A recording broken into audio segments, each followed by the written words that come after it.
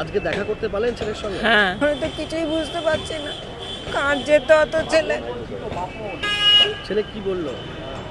ছেলে তো কি বলবে, কিছুই তো বলছে না, খালি তো কাঁদছে, দেখলে তো কিছুই বলছে না ছেলে। কেন ওরকম ভয় পাচ্ছে কি জানি। পুলিশের সঙ্গে কথাবার্তা হয়েছে?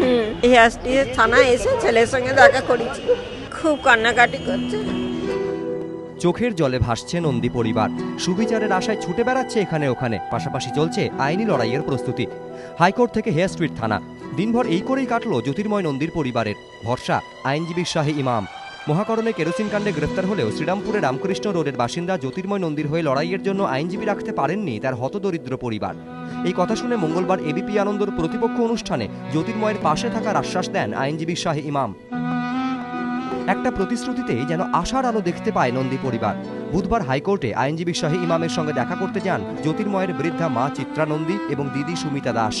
তাদের আশা, এবার সুবিচার পাবে জ্যোতির্ময়। আমার ভাইয়ের মুক্তি, এছাড়া আমার আর কিচ্ছু চাইবার নেই। তো সেটা যাতে আপনারা সবাই মিলে আমার সহযোগিতা করে সেই ব্যবস্থা করে দেন, তাহলে আর কি বলবো, আমি সরকারের কাছে কৃতজ্ঞ থাকবো। আশা করি ন্যায় বিচার পাবো।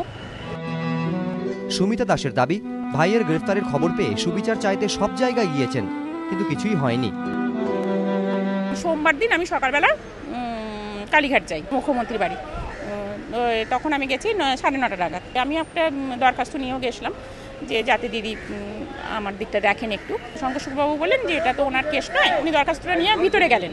তারপর আমাকে বললেন যে আমার তো এটা কেস নয়, এটা হোম সেক্রেটারি দেখছেন, আপনি নবান্নে চলে যান। তখন আমি নবান্নে চলে যাই। তখন এখানে এসে আমি পুলিশ কমিশনারের সাথে দেখা করি এবং উনি বলেন যে অন্যায় হবে না, এইটুকু আমি বলতে পারি। হাইকোর্ট থেকে জ্যোতির্ময়ের সঙ্গে হেয়ার স্ট্রিট থানায় দেখা করতে যান তার মা ও দিদি। দীর্ঘক্ষণ জ্যোতির্ময়ের সঙ্গে কথা হয় তাদের।